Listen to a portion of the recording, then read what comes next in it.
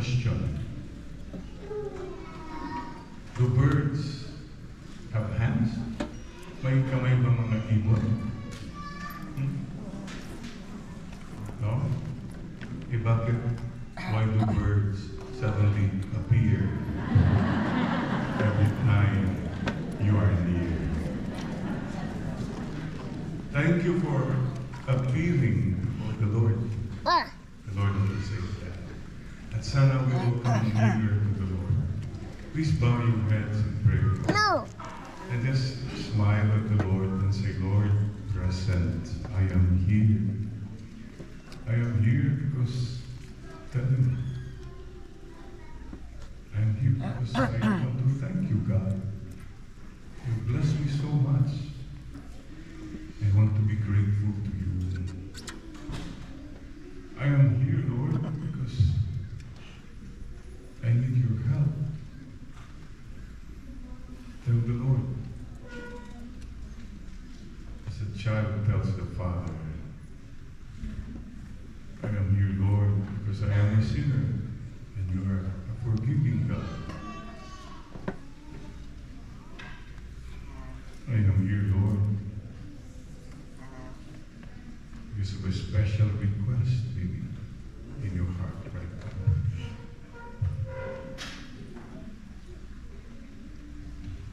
The truth of the matter is, you are here because God wanted you, called you to be here.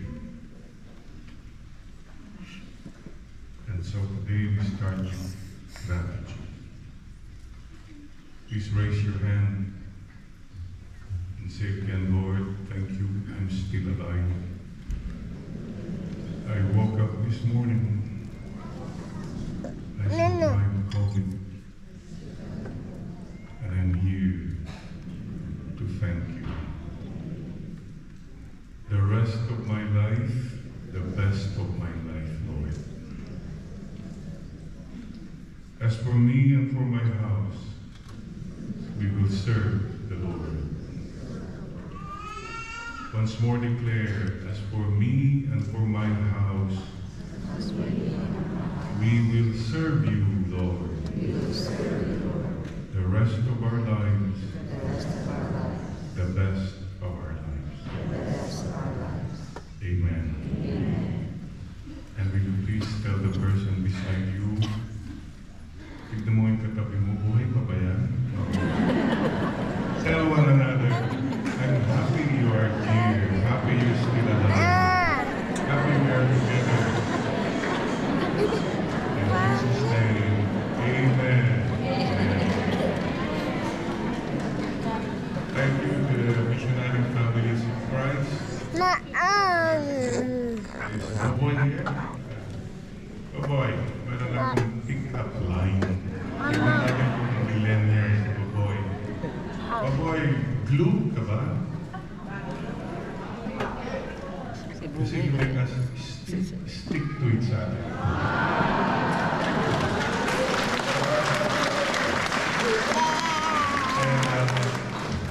Today, I just want to honor our Mother Mary. In Korea, where I was working for 4 years as a missionary, 안녕하세요, 사랑해, 감사합니다. It's known as carnation.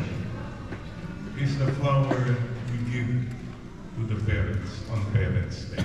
So we're giving this carnation to our Mother Mary. Happy birthday, Mama Mary.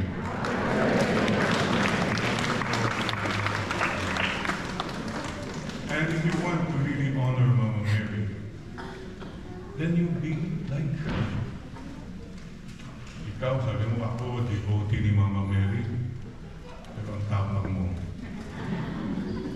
You think Mama Mary matapang? Devotee ako ni Mama Mary, Father. Pero chismosa ka.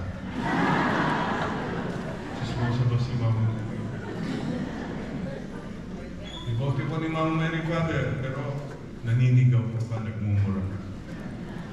So this is it. Let's follow Mary and come closer to the Lord.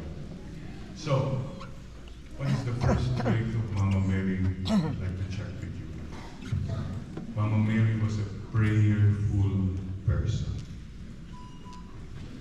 Are you prayerful?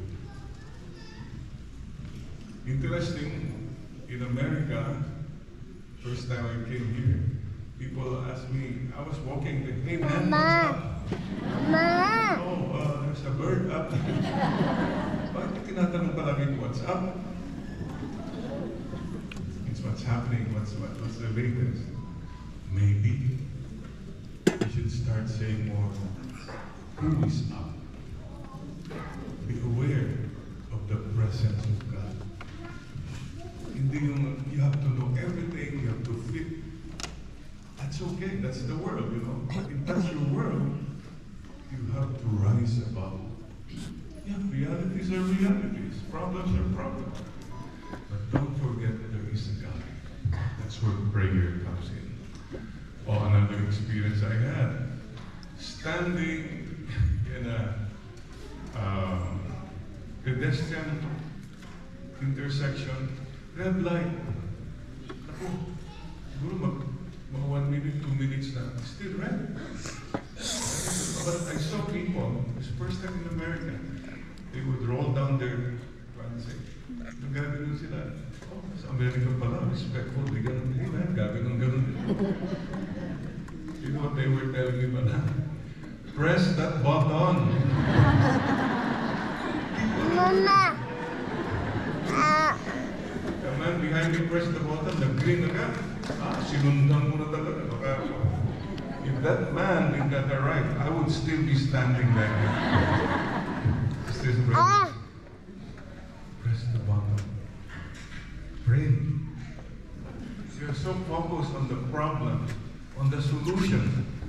Don't forget, just press that button, the door's open. The darkness is gone. Ito sana ang I wish to remind you all. Mama! Press the button. Pray. I have a simple question. How many here are married? Please raise your hands. No, it's okay to be married. It's all right. Don't worry.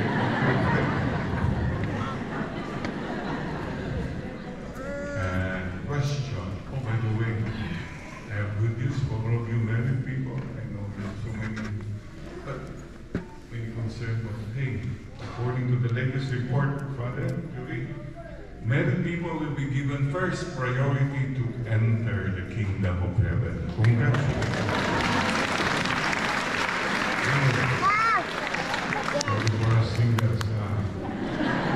Why? Ask me why. Well, that's because many of them have been through hell already.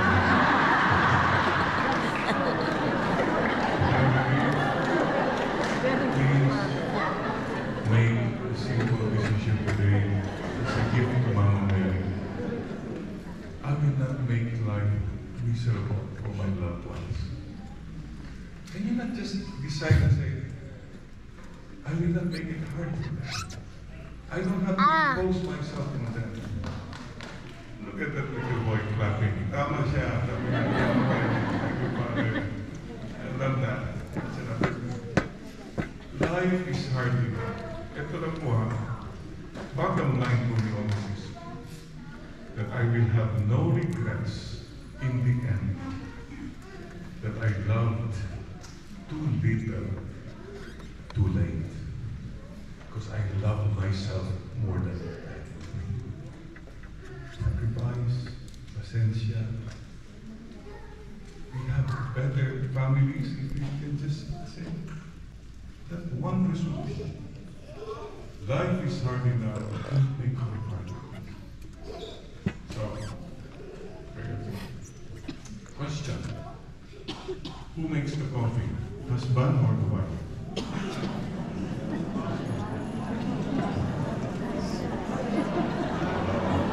Okay, whatever. Pero dapat daw, husband. Kasi nasa Bible pa raw yan. Sa Bible sabi, Hebrews.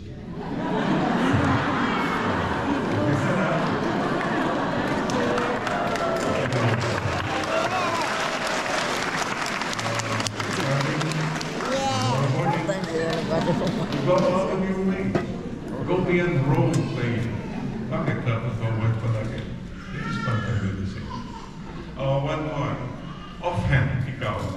magtimpla ka ng coffee, do you use your right hand or your left hand? Mama. Me, I use kutsarita. Mainit yung ano. Again, this is the problem with us. The situation comes from, it's my turn, it's my call, I solved everything. Hello, meron namang teaspoon si Lord. Don't forget the teaspoon. Lord, help. I wish you could learn that so you have a better perspective. Kasi ang pamamalagi, I did it my way. You got God. But sana meron your life that say, Lord, I did it your way. 3 things po, keep in mind. God's will, God's way, God's time. Ang problema mo, bakit stress ka palagi? My will, my way, my time. We haven't learned the presence of God. Kung gano'n pa yun. Mindset natin. Okay? So, be more. How many of you have a rosary with you right now? They have a rosary? Yeah? Always bring a rosary. Okay? Little reminder. Sabi natin, Mama Mary, if you cannot finish the rosary, one weekend is okay. Hindi mo rin kaya ng one weekend, one Hail Mary lang said slowly. At kung talagang hindi ka nag- just bring a rosary with you. No. I remember Mama and Papa. We grew up in Banin, Pangasinan, a poor town, no electricity. But we were a prayerful family. The family that prays together. Prays together. For 2 or 3 are gathered together in my name, there I am in the midst. Sa Pilipino ngayon, where 2 or 3 are gathered together, there is picture taking there. Or you go to a place where napukumpul-kumpul, there is Wi-Fi there. Sisters and brothers, we have to go back to the basics. Mama always asks me, Jerry, before going to school, did you bring your rosary? Did you bring your rosary? Yes, Mom. Up to now, 70 years old, I still bring a rosary and a handkerchief in my bag. Okay.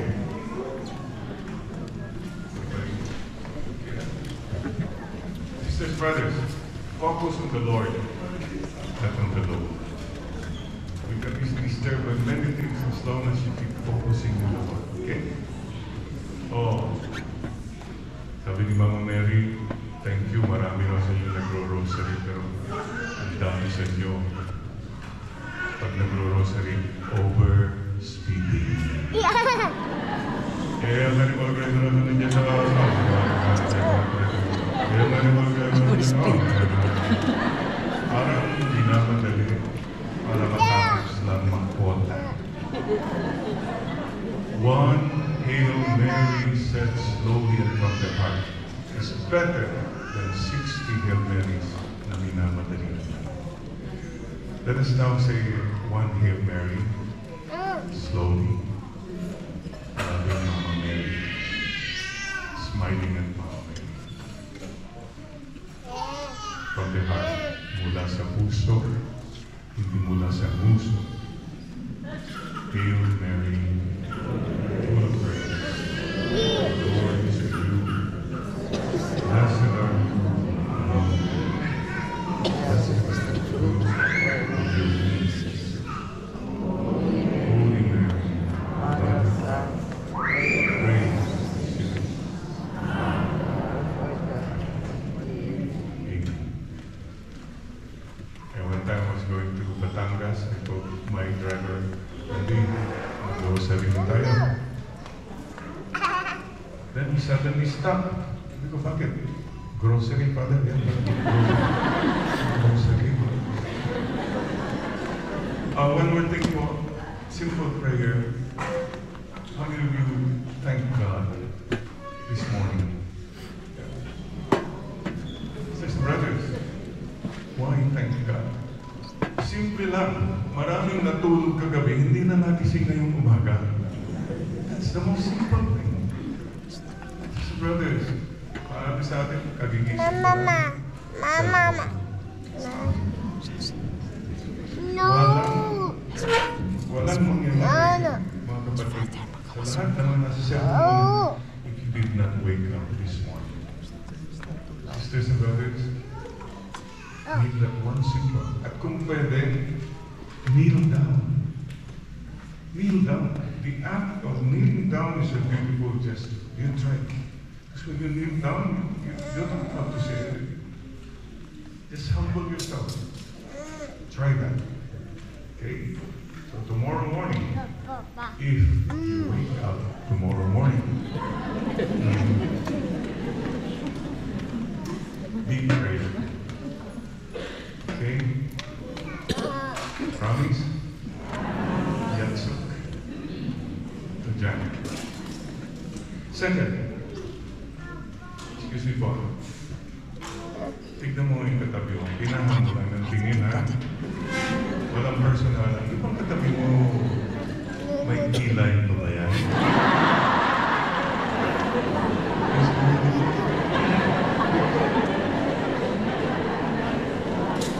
Mga kapatid, hindi bali ng walang kilay, wag lang mataas ang kilay. Humility, humility. I like that boy. He affirms everything I say. Amen. Thank you. He's listening. Ang taong mayabang, mark this up, ang taong mayabang, tinatama. Ang taong mapakumbaba, hinapagpag. Go to your life. You need not have made all those enemies. You need not have hurt all those people. If only you know how to be humble. Let's pray for that grace. Mary, Lord, help me to be more humble. Mayroon ka bang tampo galit in your family? Away-away. God, ilang taon na yan? Magkumbaba ka lang, solve na yan. May God give you that grace to make the first move. And you'll be so happy. Really. And why like that? What a useless thing. Nagyayabangan tayo, sino mas mayaman, sino mas magaling, sino mas mabait, sino ang tama. Is that such a big thing in life? No. I remember a farmer in Batangas, masakit ang paa, masakit na yun. Went to the hospital. Nobody was minding him. It was a simple farmer. And then a nurse passed by. I said, Ma'am, pakigamot naman yung masakit na po ang aking paa. My foot is aching. And the nurse looked at him and said, don't you know who I am? Oh, ako ang head nurse sa hospital na ito. Gagamutin ko yung paa. Ginanon pa. Oh my God, said the farmer, I'm sorry po. Walang head nurse. Sino ang foot nurse dito?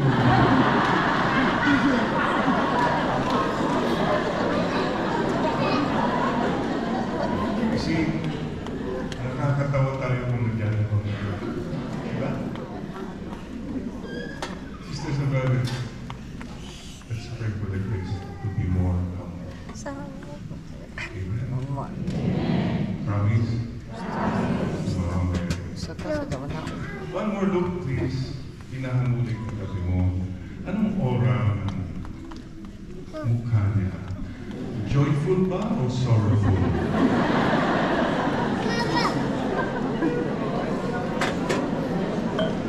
Glorious o luminous? Luminous nito, mga luminaries. Amen. Sisters, brothers, let's pray this mass. the gift of joy. We're so stressed about so many things. Well, it's your choice. Papatulan mo lahat. You're stressed. And you know, the secret of joy and humility is, I keep saying the 3 steps that I have learned in my life. Number 1, starting I forward, keep going. Learn to slow down. Stop. Stop. Hindi naman, you stop. When you stop, and you keep forcing yourself on the wall, and when you just stop, okay. It's okay to be still and know. Maybe if you stop shouting at people, you stop hurting people, oh, you'll have more peace. Stop now. Number 2 step. Step back.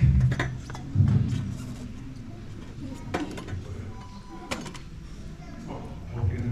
I step back. Oh, you go step back and don't step back. Do that. Respect people. People have their own pace and time. You don't make yourself the standard, you know? Dapat sila dito, dapat sila. Ang daming dapat sa buhay. Huwag na po. Acceptance. Dapat sila, but it's your choice. I mean, what I'm saying is, what if God was really that imposing to us? Dapat kayo ganito. You'll be ramming it on our throat. God always respects us. Stop imposing. But imposing ka ng imposing, you're an impostor. You're pretending to be God. C. Stop controlling people. Father, I mean well, they shall know this, they should know that. Yeah. Nandun tayo. But you know what? Well-meaning people end up mean. How many children have become father or mother was so controlling? Ito ba? Sis, I know you mean well. Mahal ko sila, father. Ay, nandun na tayo. The third one is E. Expectation. I do this, but you must do this. I expect you to do this. Oh, control na lang. Husbands who are here, now you tell me. You have a chance. Gusto mo bang ako-control ka ng misis mo?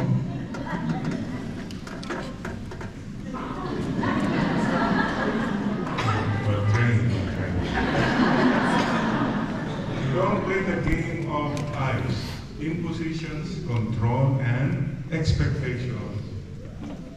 Because if you play the game of eyes, you become frozen. And the people around you are also frozen. They're afraid. So may magagalit. Mayroon na naman mag-react. Frozen na lang. What is the solution? You know the song Frozen? Let it go. Oh, let's sing it. Yes, some of you have that song for 1 year already. Let it go. Let it go. Let it go. Let it go.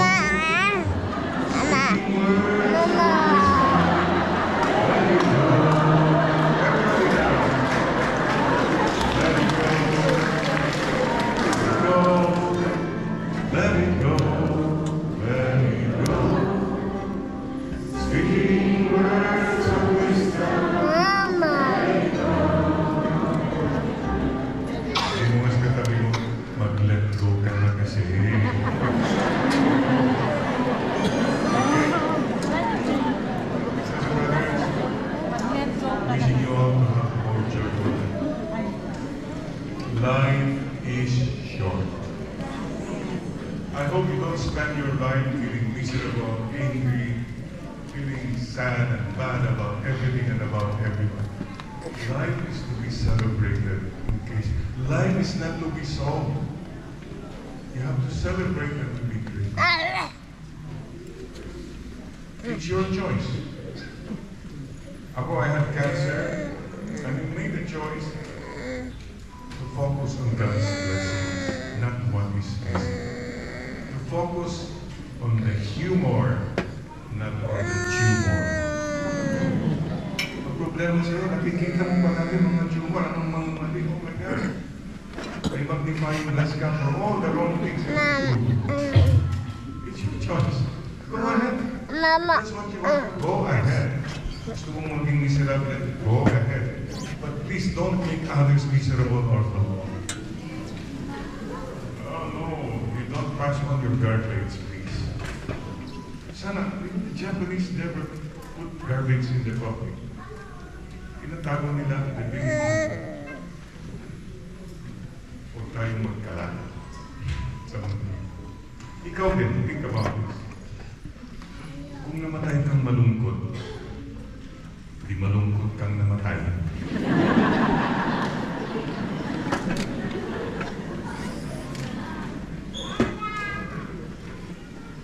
Happiness is a choice.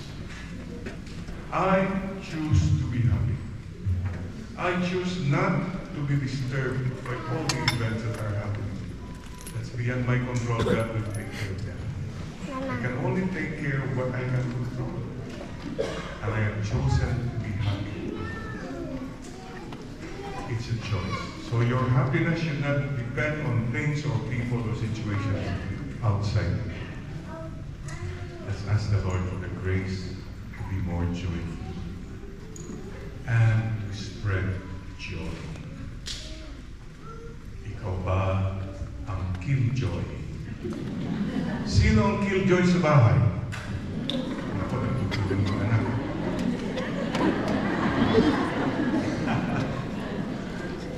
Why kill the joy? Ikaw ba? Mama Mary was a joyful person. I love that confirmation. What's the name of this little boy? What's his name?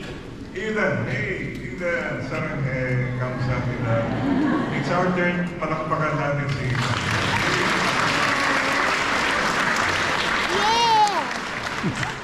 From the mouth of babes, the Lord has found the perfect praise. So yun na po Mama Mary was a joyful. You know the secret of Mama Mary's joy? Magnificat. My soul magnifies the Lord. The meaning of Magnificat is to praise, right? But the other real meaning is to make magnifying is to make big. Magnifying glass, remember? Mama Mary made God bigger than her problem. You think you have the franchise for problems? Ikaw exclusive franchise, walang may problema. Hello, Mama Mary had the biggest problem. She had a doctorate in pain and suffering, summa cum laude. But she ended up saying, my soul magnifies the Lord. My spirit rejoices. Secret, make God bigger than your problem. Masyado mong binamalaki kasi yung problema mo, yung sakit mo, yung mga hurts mo, paghihirap mo. Ang daming taong mas naghihirap sa'yo. Don't forget that. And you know, when you keep magnifying your problems and your hurts, the evil one is very happy. Why? As long as you're focused on your pain and your hurts and your sins, then you don't have much time to feel what others feel. Like, one time I told somebody, you know, I have a pain in my back. And I always sabi niya, alam mo, Mama! dito pa. I was just trying to statement. Have unloaded all of it. Okay. Choose. Okay, prayerful, humble, and tignan mo yung mukha ng katabi mo. Mukhang kind ba yun? Or one of a kind? Iba to. Specialized in kindness. Mama, yeah. Look. People will forget how rich you are. People will forget how beautiful you are, how eloquent you are, how wise you are. People forget that. people never forget kindness. If you were kind to them, they will remember that. Marami mga tao na narinig ko yung nasabi, ang kind ng tao. Yeah, you've lived. Malamang, bilib ako sa kanya, ang yaman niya. Dami siyang alaman. Yun ba? Specializing. Kindness in thought, ha? Sometimes it's mental. Naku. Tinitignan mo ko lang tao. Nung COVID, sa Tundoy, sabi, yan, alcohol, hindi yan pinapahit. Ininom yan, sige siya na. May dumaan na mag-asawa. Sabi, pare ko rin yung babae niya may COVID. May COVID yung. Okay. Wala siyang taste.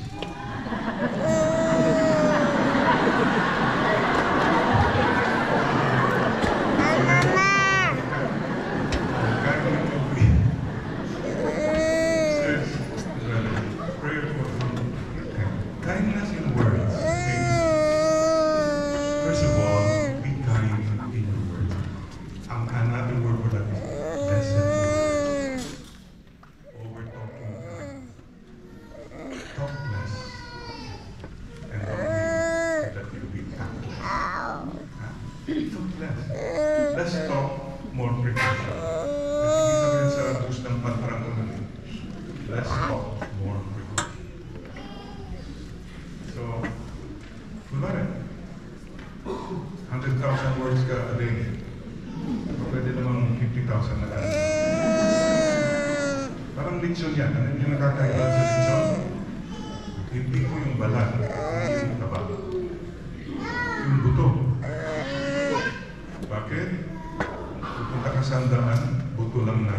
Mama!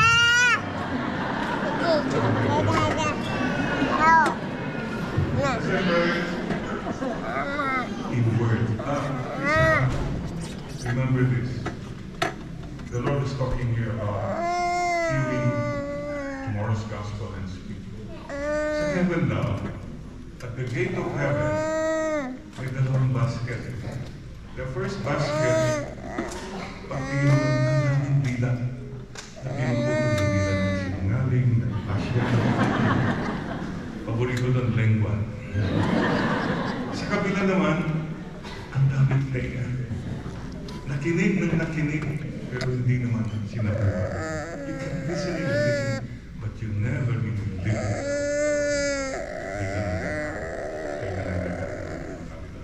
So, sister brothers, be kind in your thoughts and your words. Tignan mo yung katabi mo.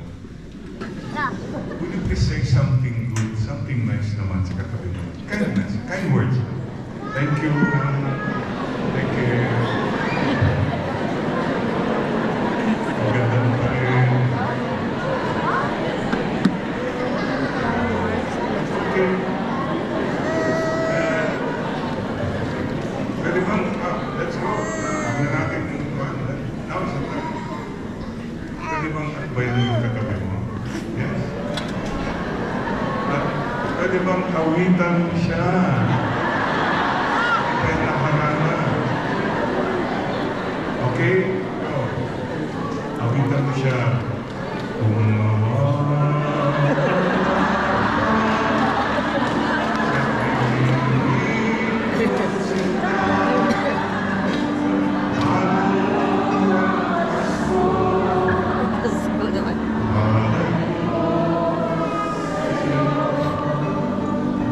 Sing more.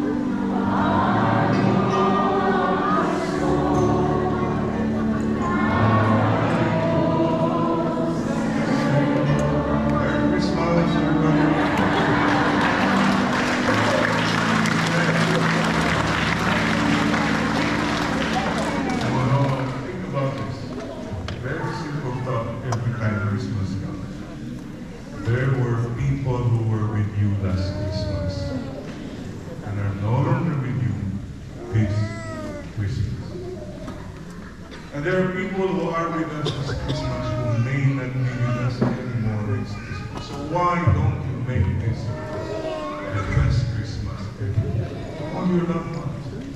The most important words. Don't miss these words. Thank you. I'm sorry. I love you. Very important words. Thank you. I'm sorry. I love you. Ayun sa katabi mo, huwag kang mawawala na. Amen. Okay. One last look. One last look. At yung pinakamungan ng tingin mo din katabi mo. Ito. Tatabing pa niya na. Ito ka. Tatabing mo kaya yung katabi mo na yan. Makakakyat kaya yan sa langit. Hanapin mo. All. Sana all. Reminder us we are not immigrants in this world. We are all just tourists. We are all just passing by. It's a beautiful prayer of Saint Teresa of Avila. Nada tetu. Let nothing disturb you. All things are passing. Only God remains. He who has God has everything. Let nothing disturb you. Nada tetu.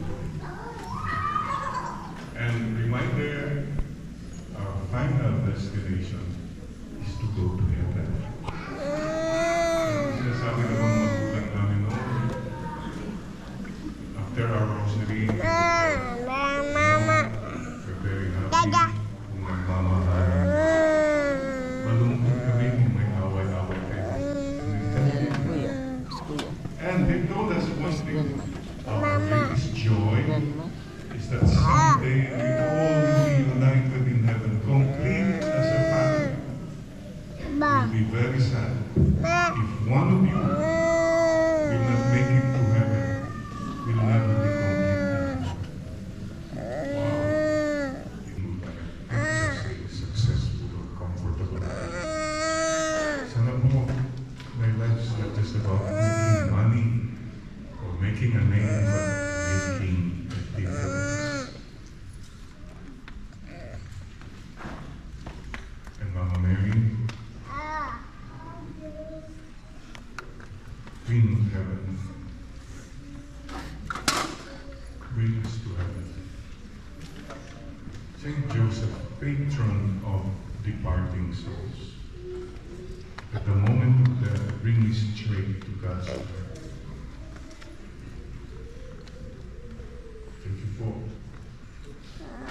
Thank you for reminding us everything is passing.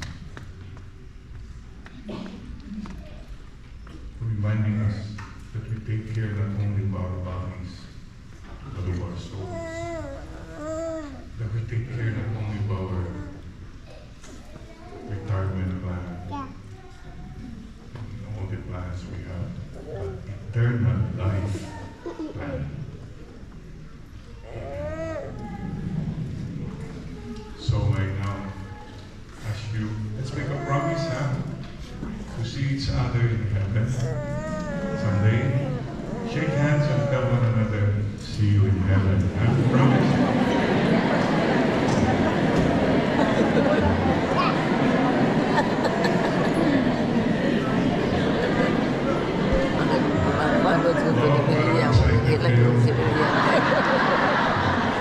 Not so soon. Kasi mayroong kapal mission. Sisters, brothers, thank you for this moment with you. And don't forget, Jen, God encounter. And don't forget, you, each one of us is a gem. Be a gem. God encounter maker. Many people encounter God through you. That's our vision. Let's start that now.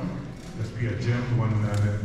Tell the person beside you, don't worry, be happy. God loves you. Mama